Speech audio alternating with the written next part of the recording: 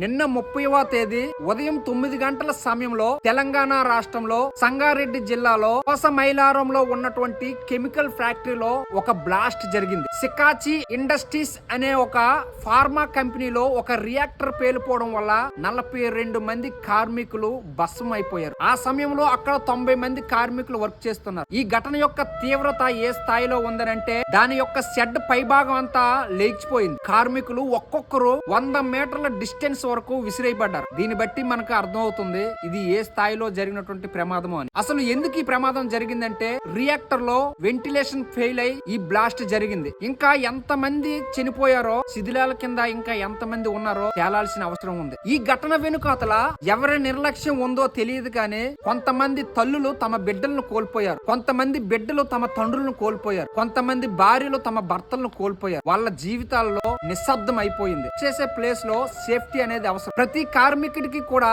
తమ వర్క్ చేసే ప్లేస్ లో సేఫ్టీ ఒక హక్కు. ఈ ఘటన గురించి మీ కామెంట్ ఏంటో తెలియజేయండి. వీడియో నచ్చితే ఫాలో చేసి లైక్ చేయండి.